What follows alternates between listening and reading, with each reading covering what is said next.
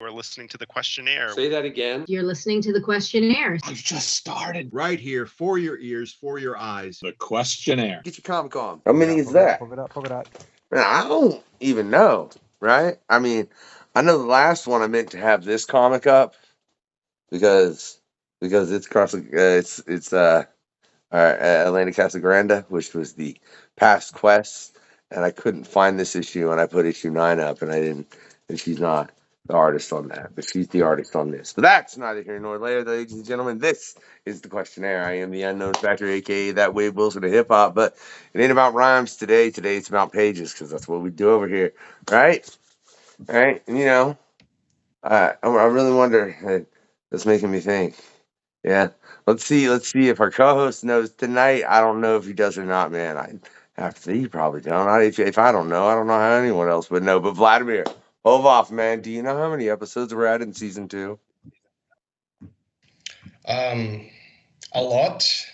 I don't know exact number, but I know it's a lot. And see, More than season no. 1, I think. Huh? It's ongoing. Well, no, season 2. Man, I'd say season 2. Let me think. Look, we're between 16 and 20 is the episode that this particular gentleman, this particular quest is going to be. It's like right around there. Like, I don't know, man. It's because look, yeah, whatever. It's the thing, and I don't know what number it is, and I don't ever know what number it is. Like, I actually started numbering season 2 when I post them out, though. So when I post this, I'll be able to tell you what episode it is. We got other things coming up. Like I said, I hope you checked out Elena's interview. It was phenomenal, right? But me and Vlad, actually, yeah, Vlad, you co-hosted that one, too, because that was the one it was weird for me, because I'm like, I'm doing an interview at 9 a.m. What is this crap? I'm a monster. Yeah. But today, I'm going to talk with a gentleman who's done many a thing, and we're going to get into many a thing with him. I kind of really want to pick his brain about one. We're just probably going to get off to right off the tick. Yeah, so Mark Russell, how you doing? Doing good. Happy to be here. I'm not a big DC guy. We'll just start that right off the bat. I'm not. I never have been. I always kind of went hard to Marvel, and then I probably gravitate more to other things.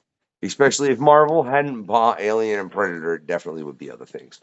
But you put out something that I honestly wasn't aware of, because how could you be aware of everything in comics? That would be amazing.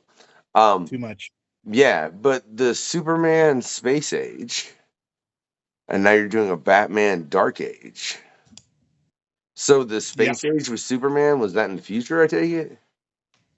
Well, the way that works is it's in another universe. It's in one of the universes that gets destroyed in the Crisis on Infinite Earths, where they destroy all the universes except for one. And this set takes place on one of the universes that gets destroyed. And it's largely about Superman living on a universe that he knows is going to be destroyed, and how you continue to be Superman knowing that it's all going to come to nothing. And Batman Dark Age is kind of the same premise, where he's on one of these universes that's going to be destroyed, but it's the story told through the eyes and through the life of Batman instead of Superman. So how to be optimistic when you know there's absolutely no chance of anything. Yeah, and to what extent you should accept defeat at all versus, continuing to fight even though you know it's hopeless. Well, it's not like you had any other choice in either case of scenarios, so you might just go through it and survive the other day. Right. The answer that both of them sort of arrived to is it's not really about what you expect to happen. It's not really about the outcomes. It's more about who you are. What is the kind of person you are? And you have to be true to yourself and what you are, what feels right to you, regardless of whether or not you expect any reward or whether or not you expect to succeed. That's very interesting as far as the take between those two characters, because I would assume there would be a lot of little subtle differences that would seem subtle but really particularly weren't. You know what I mean? As far as between Superman and Batman in a scenario like that, because so what were the differences in going into writing that? Well, they're very different characters, and I think that for Batman, this is maybe the primary difference. For Batman, justice is local. It's like he's not about saving humanity. He's not about saving the world. He's about saving Gotham. He's about saving the people around him.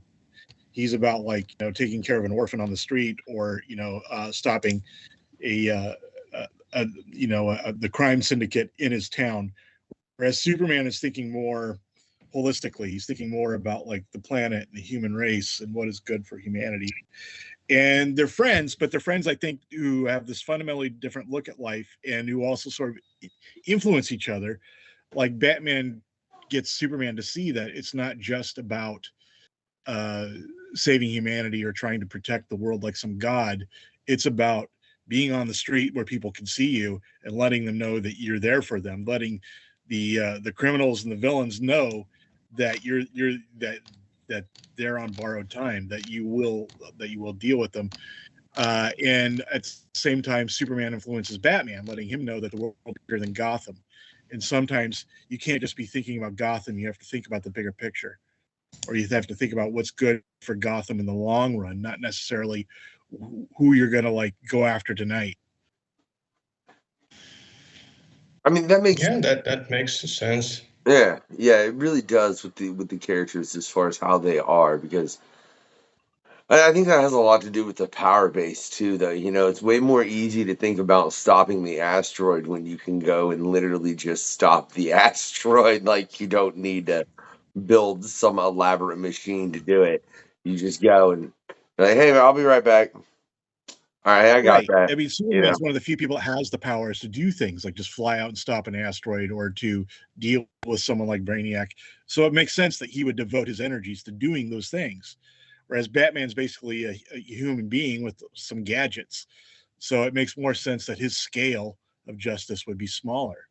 I think another sort of important difference that sort of informs their outlook is that Superman started with nothing. He was a baby who had been sent from a shattered planet and came to Earth and was adopted by a loving family, and met, like, a lot of loving, supporting people who kind of made him who he is. Both the Ma and Pa Kent, and then later Lois Lane and Jimmy Olsen. And, he had this sort of great nurturing environment that it gave him a very sort of positive, optimistic outlook on life. Whereas Batman had almost the exact opposite trajectory. He was born to great wealth to a loving family, and then it was all taken from him. And he was, ever since that point, just surrounded by people who were trying to take advantage of him or kill him, or otherwise use him for his wealth. And it's very much given him a negative, a very sort of almost paranoid view of the world. And so I think that their upbringings and their origin stories go a long way in explaining how they look at the world differently. Oh yeah, I very much agree, because in the terms of superheroes, I think those are two. I mean, because if you think about how many times those respective stories have been used in comics, in some shape or twist, it's a lot. I mean, they're probably two of the origin stories that inspired more origin stories, I would say, probably than almost any other, if I'm going to be real honest. I don't know.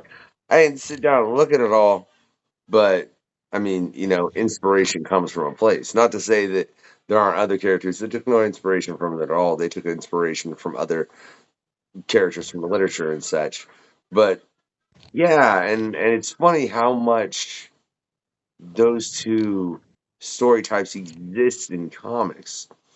Do you think that if something would have been different in the creation of those characters with their original origin stories, like, say, Batman's parents hadn't died, but Gotham was still terrible and he still turned into Batman. Like, you just remove that one part of the story. Do you think it would have changed how a lot of origin stories were handled going forward as well? Oh, I think it would have changed a lot, because I think Batman would have, or Bruce Wayne rather, would have tried to save Gotham more as Bruce Wayne and less as Batman, if his parents had never died and he had been raised to be sort of Thomas Wayne's, heir apparent, as opposed to having his parents killed and being raised to be sort of the avenging angel of the people who are trying to destroy his family and the city. Well, let's say for some screwy reason. He might have become it. Yep.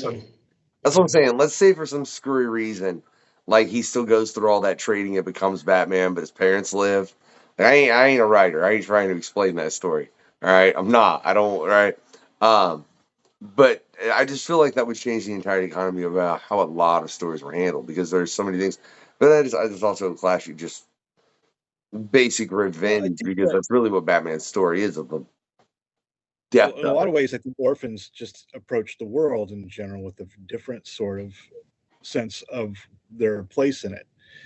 My dad was an orphan, and I think that it definitely impacted his view of the world and what he should or should not be doing based on the fact that he didn't have to make anyone happy.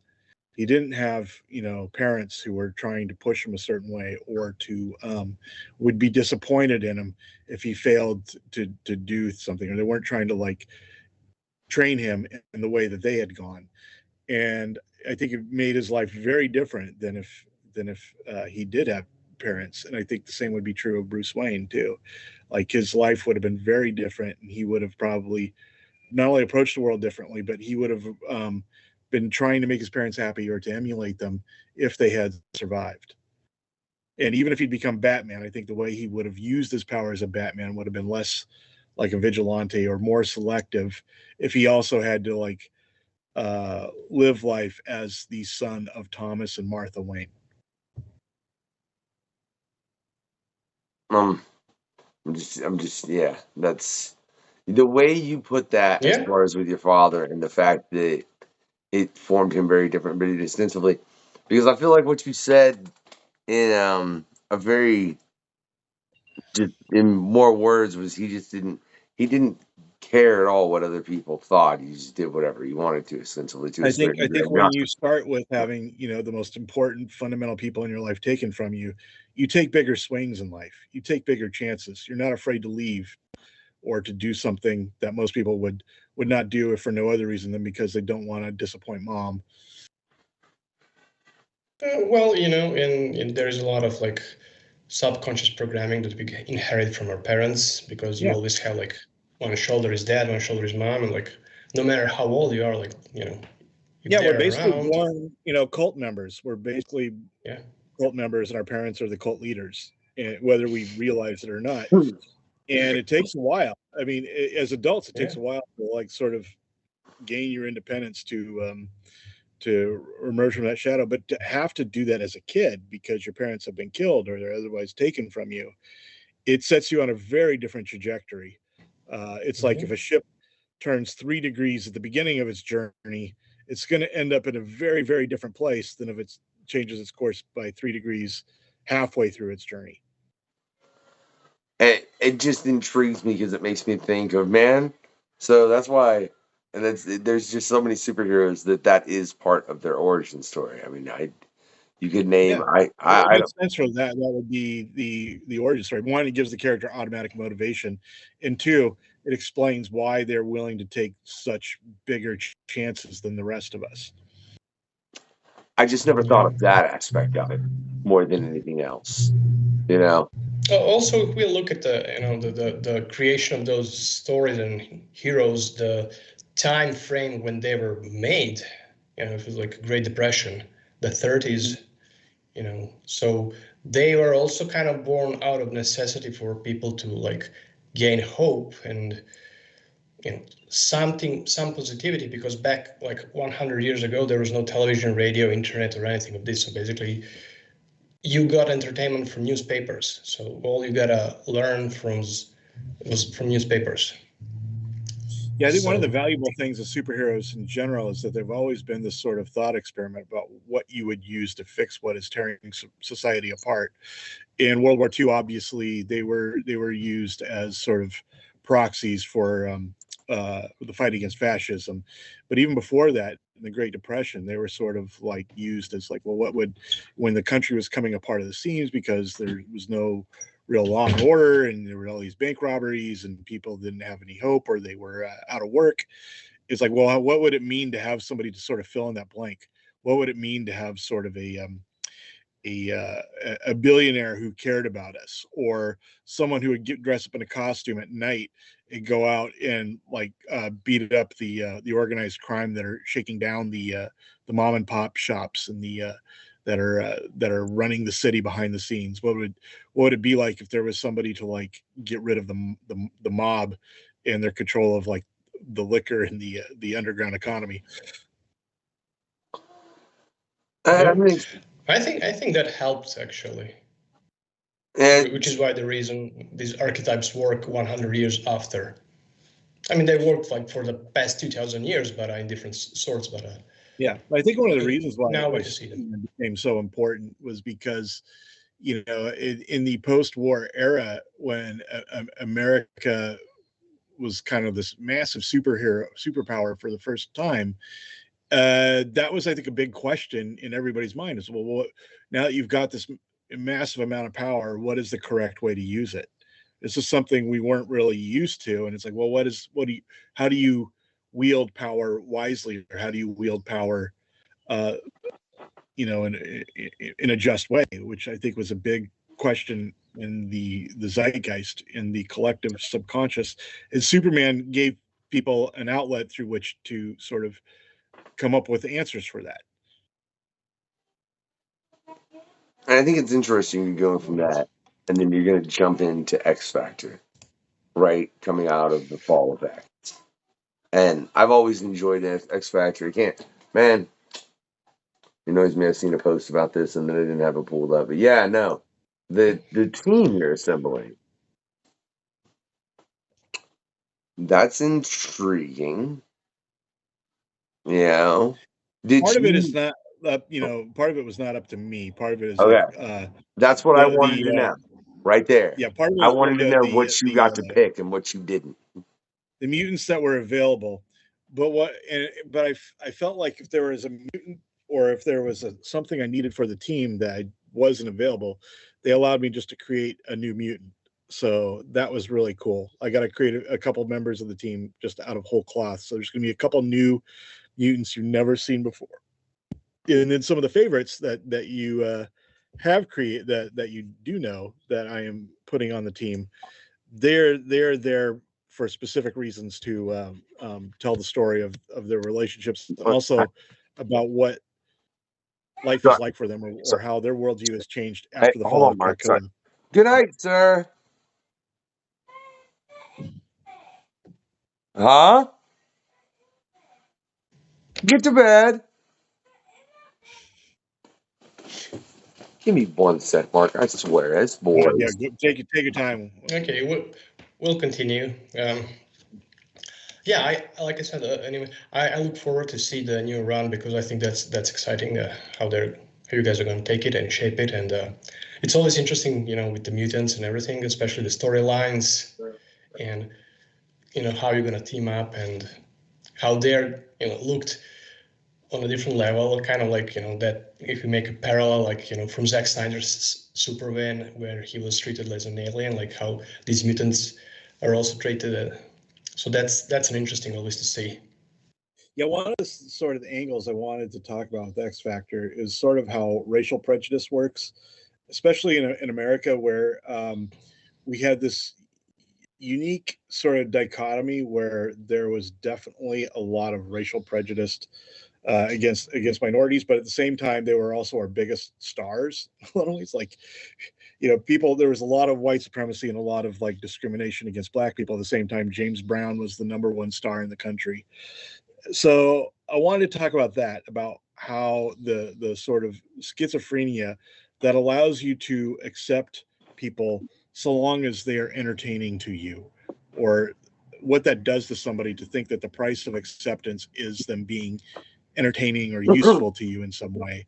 And it also deals with social media, because part of X Factor's mission in this version is to be sort of a public-private partnership, and they're supposed to be posting videos of their missions on basically TikTok, although in the Marvel universe it's Click Clock, for the entertainment of subscribers, and about how trying to be viral or entertaining on social media works at cross purposes with trying to live, trying to do things that are actually for the best in reality. So it deals with that as well. So there's a few things going on in X Factor other than just blowing up stuff and going on missions. No, I love that because, like, look, that's why I know I have so many TikToks I could make out of this show. You know what I mean? Like, and some of them would probably do really, really, really damn well, man. I just life, and you really think with everything else, I got time to clip that together, and that's why those don't exist. Yeah, that, and you know, like, Yeah, thinking to yourself like, oh, are people going to like this? Oh, is this going to get shares? Is this going to get clicks? I think is antithetical to oh no, becoming like an authentic sort of caring human yeah, being. I don't, And this I is don't, the decision we're all sort of presented with. yeah, I don't care about that. I just know for a fact that TikTok is a medium a lot of people are on, and I've had several moments in the show that were. I mean, pick a type of moment, man. I've had a little bit of everything, in all honesty, over here on the Quest. It goes every direction you could probably think of as far as in a conversational concern. And I just know it would, it would help, but and I just don't have time to cut them properly, and you know what I mean. It's one of those time things where you have to decide if the time in doing that is worth losing the time, like with me playing with my boy, and to me, it's not. You know. Right. Yeah. I think that's fair. It's like, yeah, the time you spent, the sacrifices you make to cultivate an online presence in social media all comes at the direct expense of the time you spend actually living or doing something interesting, which might be worth showing on the social media. And I feel like in a lot of ways, this is what we've gotten drunk on as a society, thinking that the real life is what we're doing on social media and that our actual lives are just sort of facilitate material for that.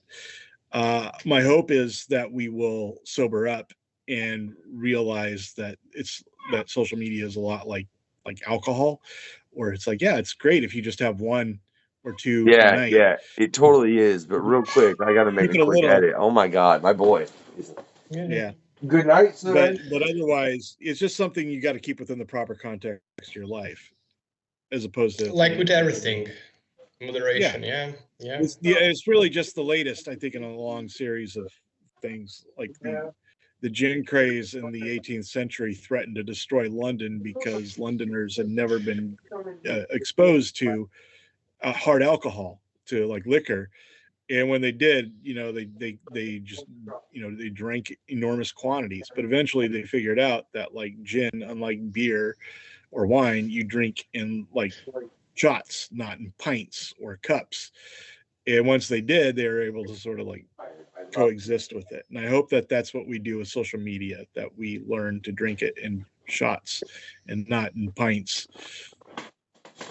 Well, at some point, I think like we as a humanity get on a threshold. Like you kind of get anxious when you have to do something. Like I don't enjoy doing it that much. Like I do it because of the job, because of work, Yeah. because you have to, and especially because now we are like doing a global work. Like I'm doing it from Europe, from Serbia. You're doing it from West Coast. Somebody's doing it from East Coast or from Asia or who knows where, and we are connected to online. And then you gotta that's that's the way of communication for us to show our work and to promote. And a lot of people kind of like don't expect, but is expected of you to do that, to push the narrative further. So, as a creator, it's sort of like a double-edged sword, because it gives you a way to promote your work that you never had before, and it's incredibly valuable for that. But at the same time, it's also changed the bar of expectations, where now your publishers and everyone expect you to be able to promote your own work. They expect you to work as a publicist on top of being a writer or an artist or a colorist. And so it's sort of like, once you get a vacuum cleaner, everyone expects your floors to be spotless from then on. It's like, yeah, it was great to have this tool to promote our work, but now the bar of expectations is that I'm going to be spending an hour every day doing that.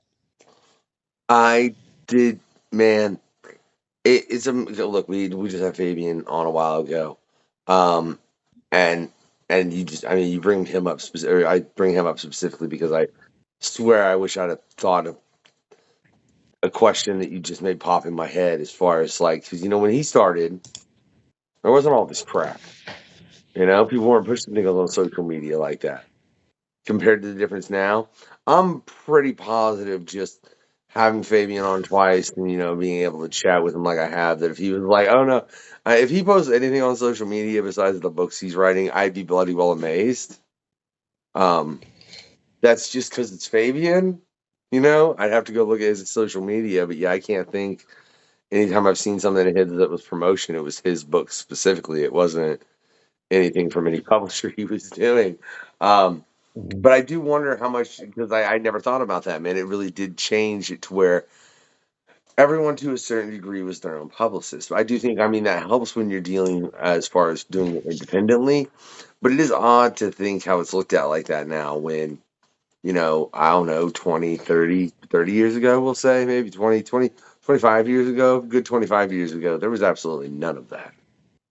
I don't Yeah, think we it can was all up to the publisher. compare those things. Not in today's settings. It's kind of like three different, like real life multiverse we're living. Like 40 years ago, Hulk became green because that was the only color that was consistent during the monthly issues. Today you have like a page where 80% of it is color. Line art is basically like 15% of the whole page because it's clean and made for color. So like, for example, I'm talking from the coloring perspective, but we live in a different age where like everything is completely like what they maybe saw in a Philip K. Dick novel like 40 years ago. That's our reality on steroids right now. So it's kind of like not comparable. But it's nice to reflect and see like, oh, that it was nice. Like it's a piece of folklore, what it is actually. It is I now, remember when I Vlad. was.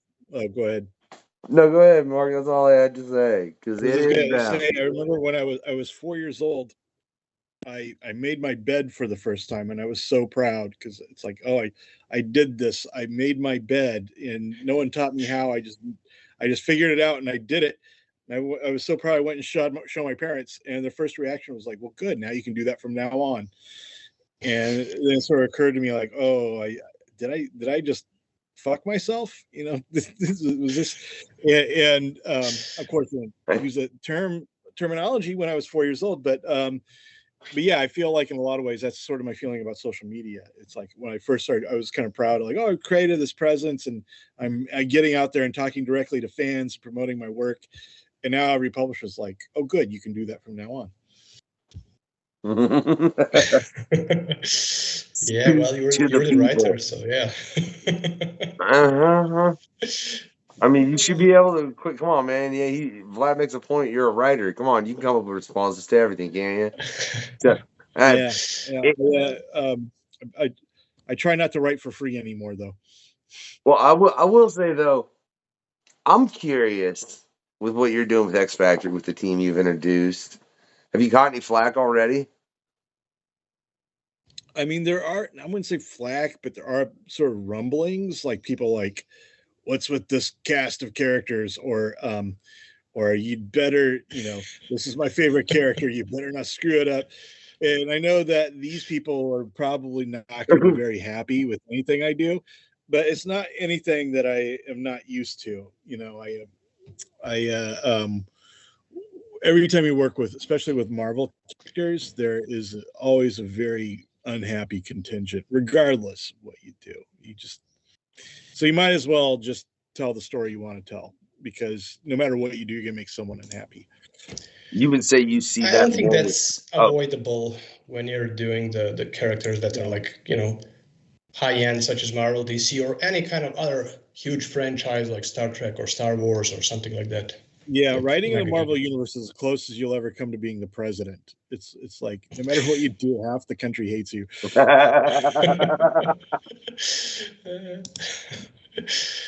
Well, as they say, it comes with the job. Yeah, right. So you might as well just do what you think is right. Yeah, do it for yourself. But and somebody else will like it. it's really sincerely like more of a pain with Marvel than it is DC as far as the fan base. Absolutely, like 100% more.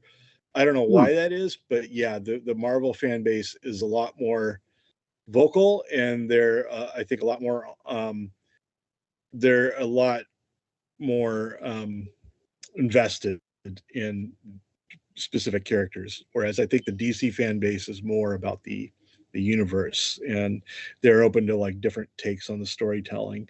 I don't get nearly as much, I think, pushback from changing the lore. In fact, I think a lot of my fan base at DC and people I talk to expect it, for DC.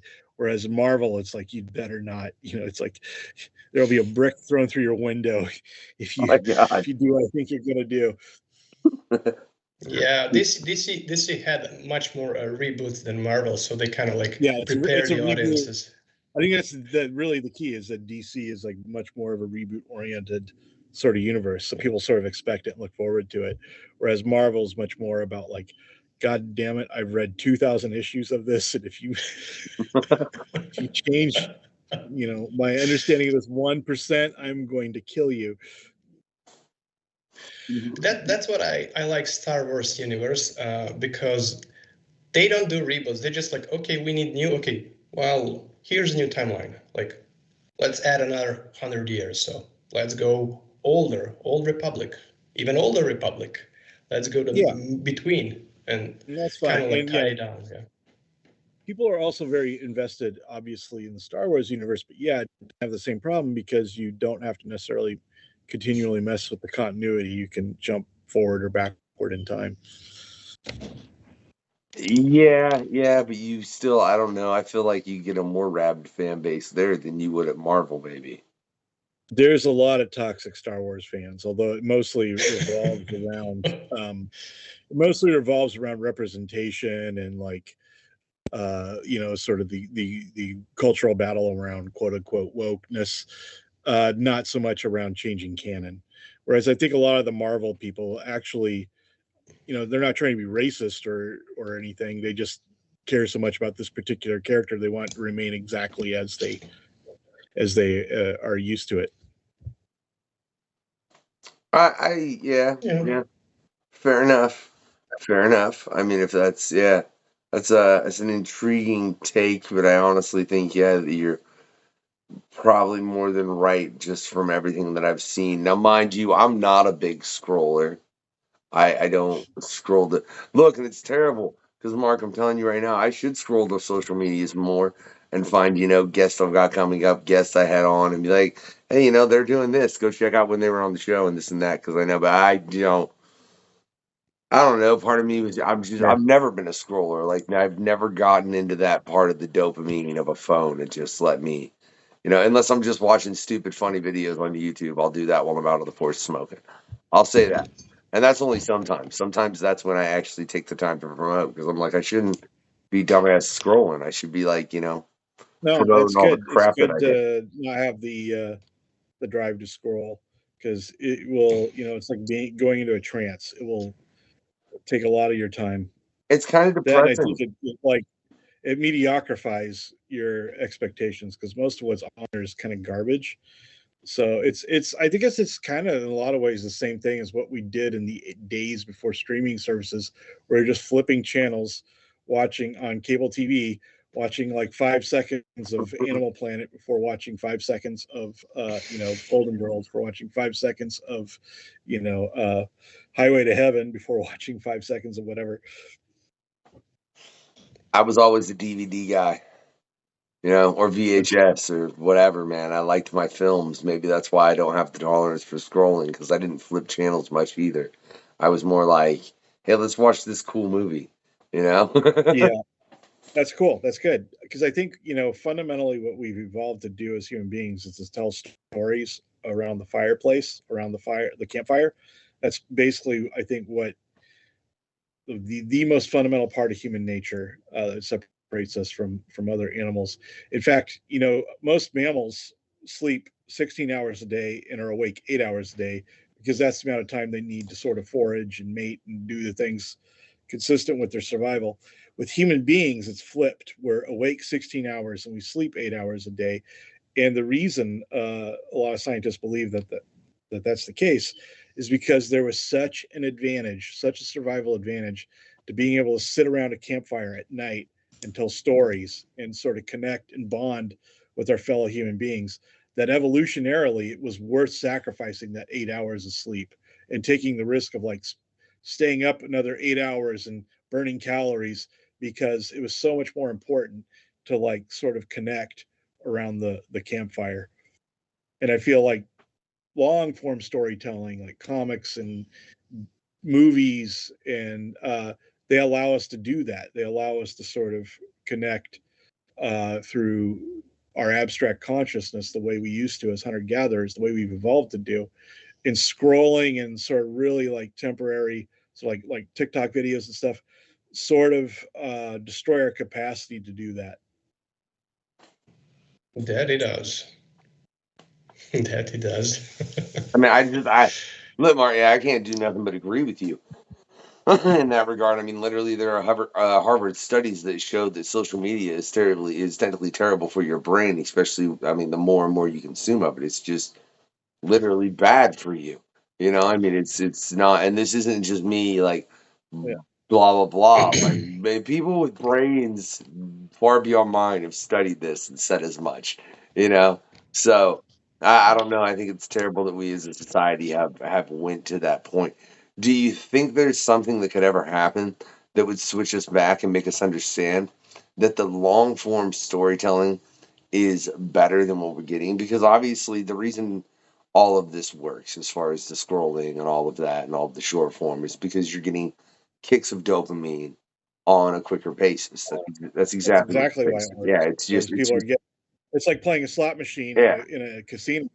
It's like, oh, the things are rolling and then they stop, and and then they're rolling again, and it's just these little tiny dopamine hits that like keep people invested in the scrolling, the same way they are invested in, even if they're losing, even if they're not winning at the slot machine, they're transfixed because of the spinning of the wheels gives them the possibility that maybe they'll win. But I will say, in the case of a slot machine, there's a possibility of a big dopamine hit because you could hit a jackpot and woohoo, that's what's up, right? With the possibility That's of, all rigged. well, I ain't getting into the gambling system over here, Vlad. I didn't like. I don't even want to know how. Like, yeah, dude, I seen this guy on. It's all software, it's Yeah. all math, and it's all Yeah. psychologically programmed that you get all those up and downs and everything. Like, Yeah, that's what Right, I'm it's saying. all So- designed to keep you sitting in a chair until as the algorithm plays itself out, which is very much like the like social media.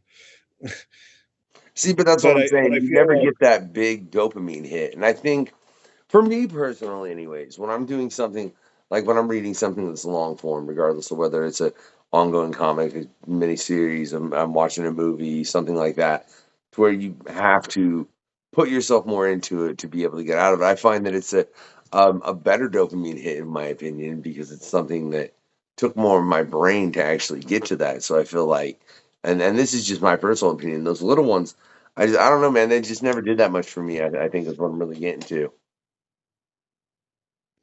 yeah, I think a good antidote to people turning more to scrolling, or to get them back investing more of their time into long form storytelling, is just better storytelling, is just creating things that will draw people into longer attention span, longer sort of investments of time in one idea or with one group of people than constantly scrolling looking for things.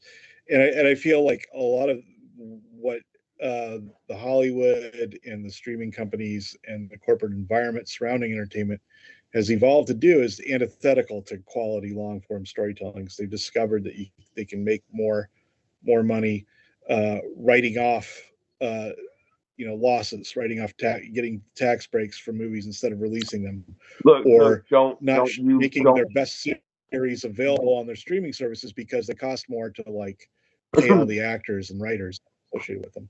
I know every time somebody says that, I'm like, look, the fact that they are doing that with Acme versus Coyote, I am Perfect not example. happy. I'm not happy. I'm not happy. Like Batgirl, But no even things offense. that even things they've already made and have like put out, like Westworld and series and HBO, aren't available on those series anymore because they realize that it costs money to keep them on because they have to pay residuals to the writers and actors that made them. And so a lot of the really quality long form storytelling that people that would draw people to enjoying that art form is no longer even available by the companies that made them. And there's something fundamentally wrong about that. Can you not still purchase Because them on they don't want to DVD? pay the people. Yeah, it's really just it's like they're stripping the house of its copper wiring because in the short term they can make more money selling the copper wiring, but in the long term you're going to have a crack house. You're not going to have a functioning house if you keep doing it. That's true. Universal Pictures. And the pool of creative is not an infinite resource. So there is also that to add to the Basically, equation. what the people or the presidents of streaming services are doing, they're turning these mansions into crack houses. But what do they care? They'll be gone with their golden parachutes before anyone realizes that the plumbing doesn't work anymore. Yeah. Well, I mean. So how would that? So here's the question: how would that work on Mars?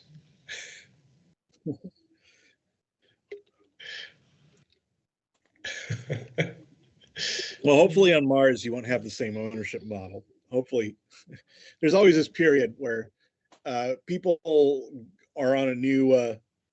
There's something new, and you're first, and so the big money hasn't gotten there to ruin it yet.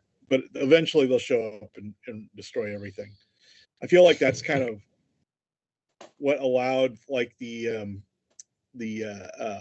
tech boom to on the West Coast, is that the West Coast was sort of like the place where nobody was really watching, because the East Coast was like the industrial and sort of financial hub of the United States. So it was very much already well under the rules of corporate America, whereas the West Coast was just sort of a place you went to go surfing and to grow some like grapes and stuff. So it allowed the lack of like oversight by corporate America and the lack of rules allowed things like Apple and Amazon and things like that and like Nike and these sorts of things to happen out here. And now that they realize, oh my God, that's where the money is. It's in like technology. It's in software and Microsoft and stuff. Now the corporate ownership has moved out here and sort of put the kibosh on creativity. So now you have to find the new frontier of like where you can sort of do interesting, exciting things without being noticed or ruled. So are you saying like all the creativity just needs to come around the Midwest or something? Yeah, probably. That's probably the next spot. That's because I don't think anybody's probably paying attention. like Detroit. Detroit will probably be the next hotspot. It'll be like the next Silicon Valley. That would be crazy to see. Well, the car industry is all there. My friend lives there. I visited last year for a brief moment the city. It looks nice. Yeah. It's developing. It's cleaning. Yeah. No, I lived in Portland since the early 90s, and I didn't know until I started writing comics how much of the comic writing world, how many comic creators lived here in Portland. But it's like a large percentage for a city this size. It's crazy. And not just comics, but also like, best-selling authors and artists and stuff. And I think the reason was because when I moved here in the 90s, it was extremely cheap. It was a rundown, seedy city. There's a lot of like houses that were just sort of abandoned, and you could get one pretty cheap, or you could get a job working in a coffee shop and work for 20 hours and support yourself and have time to like write and create on your spare time. because you weren't having to work 60 hours a week just to afford a studio apartment. Now it's all changed. Now Portland is like super expensive. It's like San Francisco or LA almost. So a lot of that creativity, I think, that needs to be fostered while it's still poor, is probably going places like Detroit, where there are a ton of cheap houses and a large sort of college age population, or people looking for, like a cheap place to sort of experiment with their craft. Interesting. Yeah, that's very, very intriguing, man. I'm wondering. Yeah, man, I had a question, and then you went, and I bloody well forgot what the. I hate when that happens. Oh, sorry. Yeah. No, you're good, dude. You're good, because that was very intriguing, like I said. But it's just like, when you have a thought, and you're like, I'm gonna hold off, right? And then you let him, and then you're like, It happens to me all the time. where'd it go? You ever had that happen in a writing situation where you're like, what was that? What was that? I had a great idea. What was it? What was it? It will pop usually back at some point. I'll wake up and I'll think, oh, I just had an amazing idea. I'll just remember it, and then in the morning I'll write it down. And then when I wake up in the morning, I'm like, I have no idea what it was that I thought that it's the idea I had that was going to revolutionize this story. Even after you've written it down? No, because I tell myself I'm not going to wake up. I'm not going to write it down. I'm going to just remember it, and then I'll write it down in the morning. And then I never do. But sometimes I will write it down. I will make myself get out of bed and write it down. And then usually about half the time I will actually use it when I wake up. The other half of the time I'll wake up and I'll read it. I'm like, that's not that good. I just thought it was good because I was, half asleep. You were But sleep it's okay. drunk. It's on the paper. Might be used like 6 years later. Yeah. When I get desperate, might go back to it. Well, but that's interesting. I mean, like, I had a pretty few good like short stories, like 3 to 4 pages, that I wrote down based on some weird dreams, or some ideas. Exactly like that before. Like, it's 3 a.m. and I have to go to sleep. Like, but mine goes, zzz, and then like all the ideas come, and then I wake up angry at myself because I shouldn't sleep. But it's too good to not write it down, because it's gonna go away, and usually it does. Like 70% of the ideas that I never wrote, like they were like disappeared. Yeah, It's interesting. I write random notes on my phone all the time, because it's like, even if it's not, I'm not able to flesh out the whole idea, just putting like a sentence or two down will keep it alive until I can actually get to a point where I can develop it. I think that's useful. I'm curious in what you're doing, man, because you've also got Traveling to Mars going on, right? Which is is that your own book? Is that creator owned? Yeah, it's creator owned. Okay. Tells the story of the first man mission to Mars, published through Ablaze, and it's about the first man to set foot on Mars, and he's sent because he's terminally ill, so they don't have to bring him back. So they're sending him there with the idea he's just going to die there. So it's largely about his regrets and the things he wished he'd done differently on Earth when he still had the chance. And I feel like it's maybe the best thing I've ever written. So I'm really excited for people to buy that out now that it's coming out in book form. I love the story. Yeah. I'm curious what you found in the difference as far as working on something like that as opposed to working on the Marvel and DC properties, because obviously with Marvel and DC, I mean, you just can't cross certain lines. There's certain things they're not going to allow you to do. There's certain things you can't do with certain characters just because, like you said, they have the lineage that they do as far as each respectively. It's where if you did certain things, man, you might get more than a brick thrown through your window. So, yeah, they tell you not to do that. Yeah, that's a big difference, that you can get away with more, and also that there's not the expectation of like action. You don't have to have like a big fight or a battle like every 16 pages or something. You can sort of tell the story at your own pace, and it can be much more human like sort of emotionally based story than plot based, which is I think what I would prefer to write, more sort of character driven stories. Well, how much more character driven can it be? Like one man traveling to Mars. Yeah, I mean he does have a couple of rovers with artificial intelligence on board with them, but yeah, it's pretty much just the story of one guy on a spaceship to Mars, taking the 6 months it takes to get there. Which, and I think in a lot of ways is like what made it sort of really gratifying to write, because I could just sort of tell the story about this one man and his regrets and tell it at my own pace and not have to worry about like all this sort of fan service. I mean, that's intriguing. What challenges did you find in writing that, man, as far as because it's obviously a very different story. I think it's always difficult to write a story where you only really have one character to rely on as a main character like that.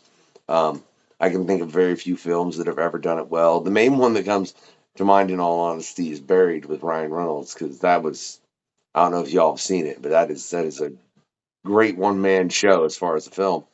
But doing it in a comedy, yeah, What was it called? Buried. Yeah, it's Ryan Reynolds. I don't think I've seen it. If you haven't seen it, I highly recommend it. It shows a different side of Ryan Reynolds as an actor too, as far as what he's capable of, in my opinion. But how did you handle that, and what challenges did you find, the difference between doing something like that, where you just have that one main character and an AI, as opposed to where you have a cast of characters that can interact? Yeah. Well, I cheated in a lot of ways because a lot of the story is told also in flashbacks as I things knew after it. Earth. There are other characters, and a lot of it deals with like his failed relationship with his ex-wife. So she's a big character and she shows up a lot. But also, I use narration a lot, and I like telling the story through narration. So a lot of it's just him walking on the spaceship and his thoughts sort of floating overhead, or maybe flashbacks to things he's thinking about. But I like that sort of slow building, sort of psychological drama. That's intriguing, man. It's just like those are very different things, but they have certain similarities that you're in the regards to. You're all like the Batman: The Dark Age and the X Factor, as well as traveling to Mars. They're obviously very emotionally heavy, even in the X-Men or even in the X Factor. When you're doing X Factor, do you ever find it where you're like, I just don't want to throw a fight in right here. I want this to be a conversation.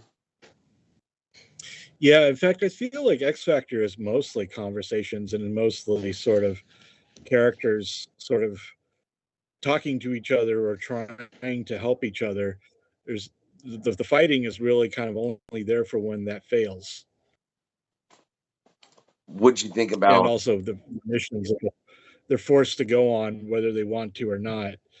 But it really is more a story, not necessarily about the missions, but how they help each other survive the aftermath of having been put through this trauma together. More intimate. Yeah, it's really more about people sort of like going to war together and then trying to help each other cope with it. Yeah, and that's a tough war with them coming out of what they just came out of, as far as in the end of X. Were you fully aware of that story before you jumped in to write X Factor? Yeah, Or is it- they brought me up to speed on what the world was, that the Marvel world that this story would be taking place in, and what's going on in Krakoa, and about the what the mutants would be, what their world would be like for mutants when this story started. And it's very much based upon like how them trying to pick up the pieces from this sort of shattered dream of like a mutant homeland. Yeah, because they're making a really, really, really hard shift with that story over the next few months. Actually, the beginning of it's probably already started by the time we drop this episode. Maybe not. I don't know. How fast can I edit? That's what that boils down to.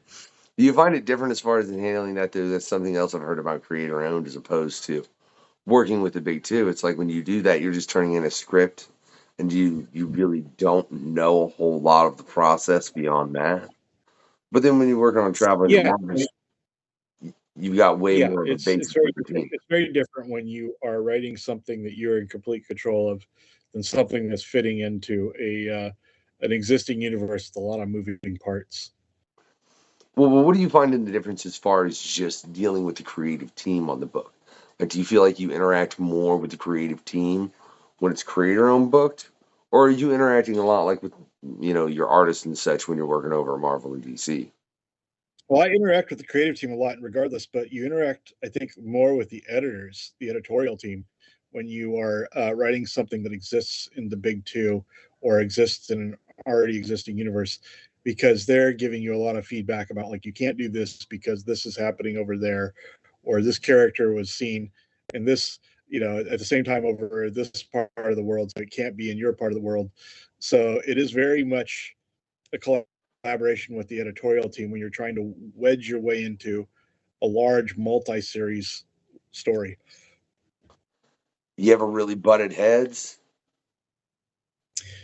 Not really, just because I realize my place, which is, Uh, it's like I'm telling a story within their universe. So, well, I kind of have to play within their rules. you ain't ever as a writer though, like been like, I really want to use this moment, and then be like, oh well, you can't because that guy's over here and he's doing this, and you'd be like, well, as far as like you just really feel like it would fit.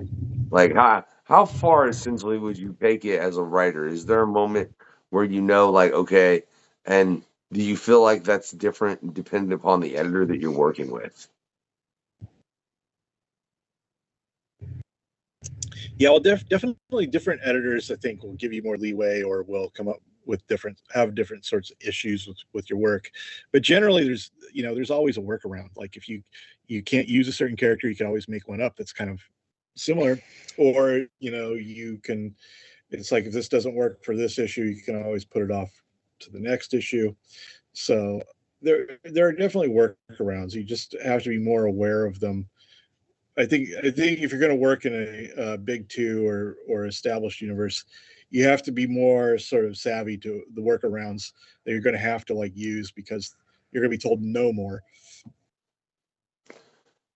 It's a bigger team, I believe. Like, What's your and you generally have more layers of bureaucracy too. There's generally not only an editor but a group editor. When you're working in the Star Wars universe, there's like a Star Wars editor on top of that. So a lot of times you're working with 3 editors on a Star Wars title, which is more than any other sort of story I've ever written. That seems like a lot of editing. Yeah, right. It's a lot of people trying to save you from yourself or to protect the franchise. but that's not necessarily a bad thing. I mean, like that's also it's good because they know the reason why they have those editors because they are the keepers. They know things about the characters and about the world that I don't, and I would just be stepping in it all the time if not for somebody saying, well, because I'm not reading. I don't read every Marvel comic or every DC comic or every Star Wars comic. So their job is to sort of like keep me from like making a hash of everything because I don't know what's going on. Or if, I'm using references to certain things that are from the movies, but not necessarily are in the comics or things, it's like they can sort of like give me, a lot of times they make it sound more credible because they know things that are available in like the Star Wars universe or the Marvel universe that I didn't even know existed. And so they'll suggest a change to a type of metal or to, a species or something that's in and I'll take their suggestion and it makes the story seem more credible. It makes it seem like I actually know more about these universes than I do. Yeah, man, I understand that. well, they are developing them. Give me 1 sec. Yeah, okay. Okay, I have to edit that moment. I realized my phone was about to die, but didn't want to. And man, I do think within who you're dealing, because you got Tom over there as heading over all the X-Men, and we've had Tom on the show in the past. And if there is a man that could go on Comic Book Jeopardy and never lose. Like if there was a Comic Book Jeopardy, I think Tom was on the first episode. I think he'd probably just be on every episode.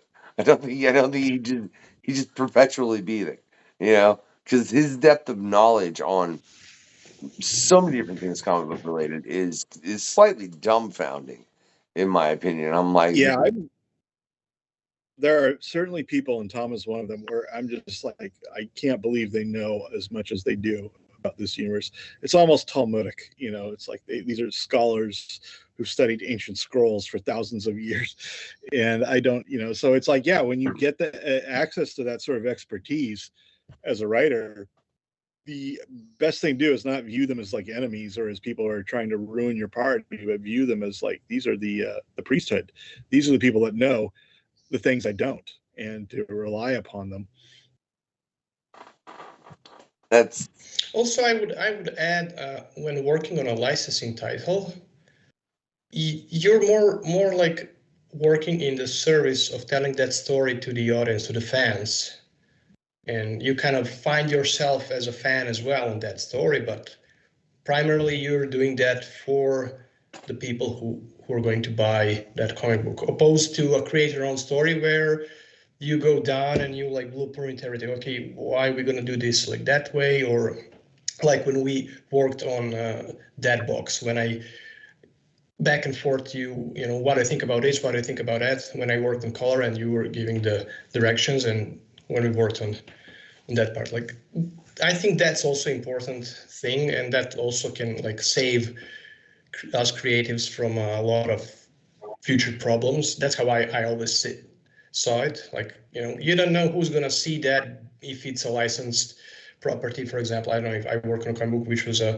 based on a movie, and then, you know, who's going to see that after the editors? Like, is it a producer? Is it the director? Is it like, you know, owner of a movie studio? Like, you don't know where that's going, and you got to be aware of that. Yeah. So like, okay, just, you know, do that, because you can easily be replaced. Like, that happened to me in the past, not by my fault, because somebody else from the high top corporate position decided that, you know, I'm not the guy, and just, you know, the course changed. So, and speaking of I course think changes, that's easier when we think about like in that Yeah. manner. yeah. Speaking of course changes, I'm just going to take a real hard shift because I was just rolling through your questionnaire real quick, and like I said, y'all can check out the questionnaires over at the Patreon. It's only $1 a month, y'all. Plus, there's extras from before and after the show and all kinds of other madness over there at PanCons, right? But your least and most favorite superheroes, respectively, both when you were young and now. That's an intriguing list, man. Right? Like, what's your beef with Richie Rich when you were a kid? I just thought he was kind of boring, and it's like he's somebody who doesn't really have any natural conflicts. He's just got so much money. It's basically just about a kid who has everything he ever wanted. So what's the story? You know, it's just, wow, you're just sort of like ogling all these things this kid owns. Yeah, I just always found him, like, whenever I got a Richie, or whenever someone bought me a Richie Rich comic off the spinner rack, I was just like, what's the point?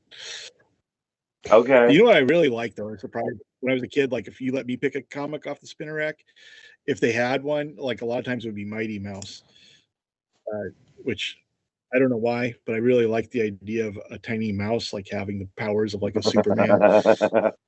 I remember those cartoons when I was a kid. Yeah. Good classic. Those In were the cartoon, he's different because he like sings stuff. He's like an opera singer, or you know, he's got like this sort of baritone voice. But in the comics, he's just basically like a little tiny Superman, which I always thought was kind of funny. I mean, that's a good classic choice, Mark. It really is, man. And then your very unclassic choice, which I wish when they made the movie Mystery Men in the 90s, they would have had the balls to include him, is Flaming Carrot. Because, come on, Flaming Carrot with Ben Stiller. How awesome would that have been, right? Yeah, they should still make a Flaming Carrot movie. I would totally watch that. I mean, I'd be down, but what's your beef with Lobo? You know, I think it's mostly just that he strikes me as sort of like just a biker. It's like, well, yeah, this is a biker.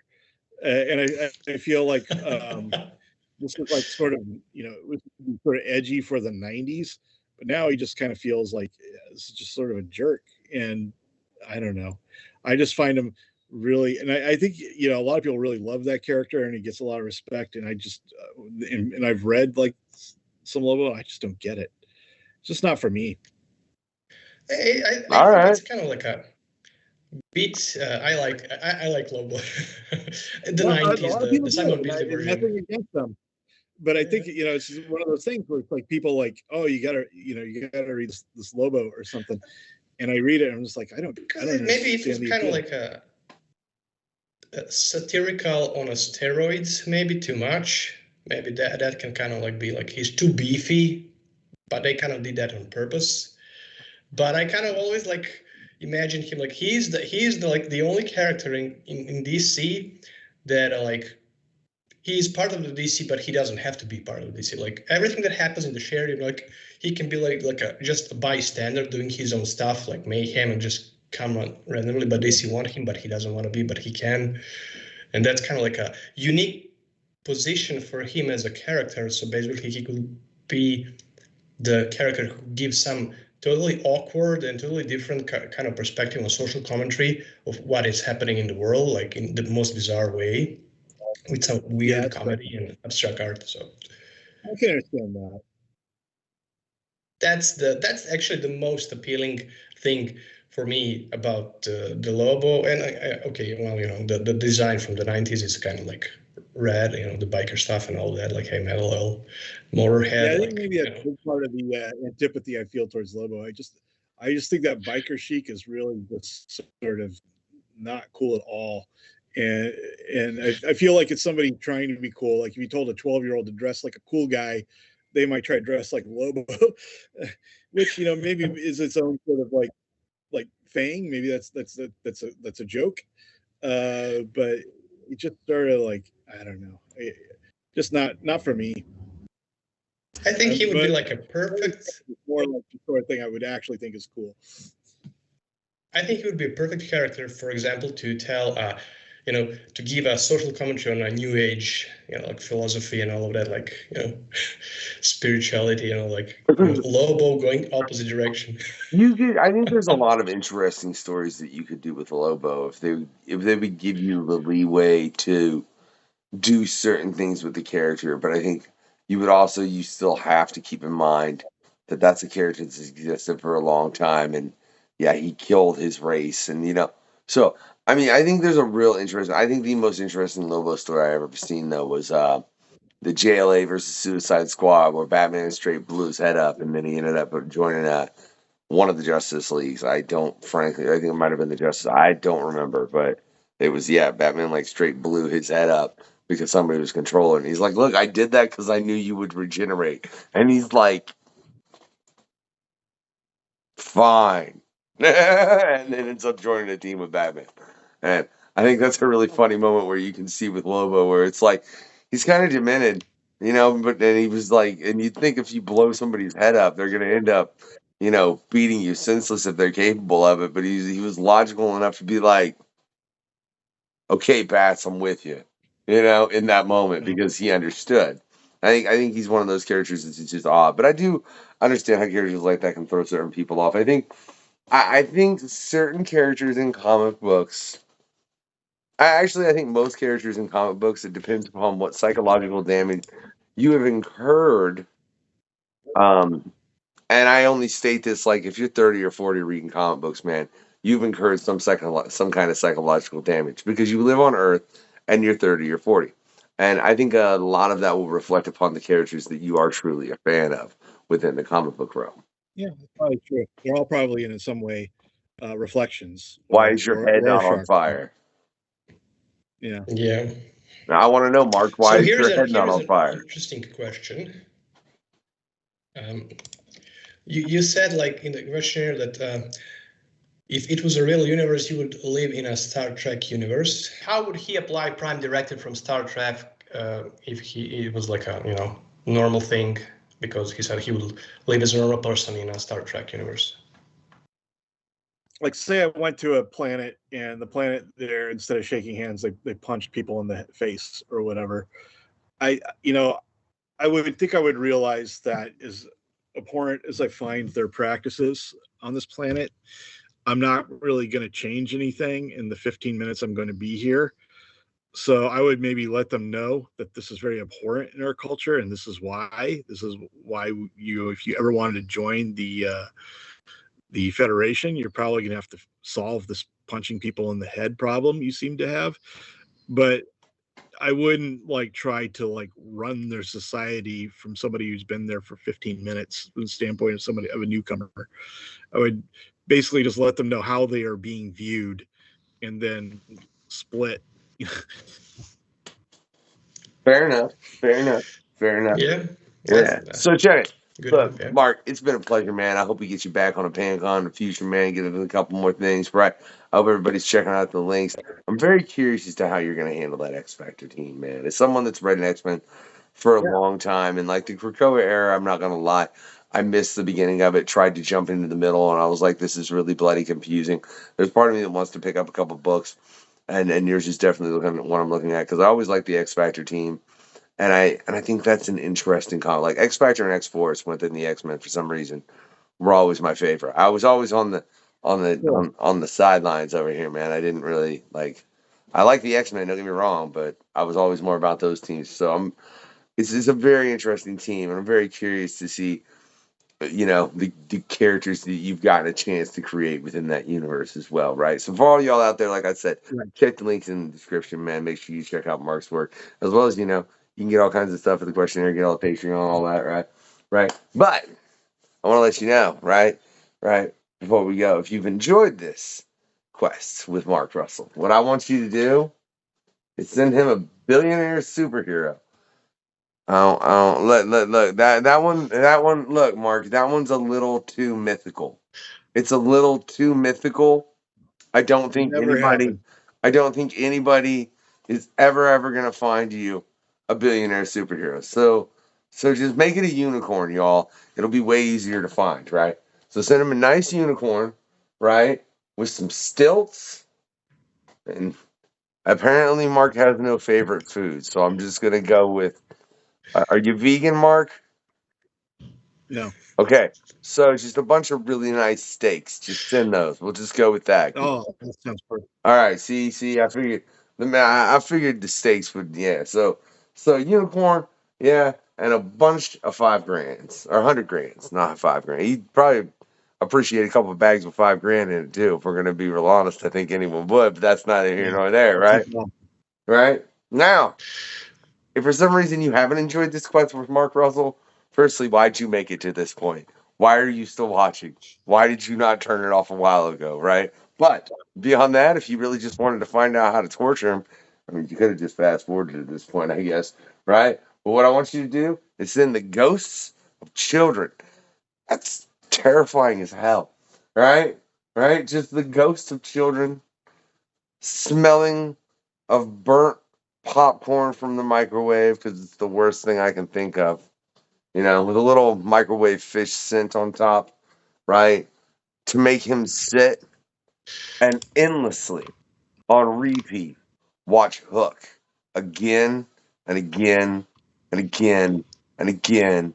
And Mark, Hook is a good movie. And from me, it gets the thumbs up. I hope y'all do that too. That's one of the 3 things I want y'all to do. Besides that, remember, get your Comic on and have a good night, y'all. Night, everybody. This has been the questionnaire. Where's the link? Thanks for checking out the questionnaire. In the link below, yes? I will drop it like it's hot. That's another party. It's cool, man. I love it. The questionnaire. That is all.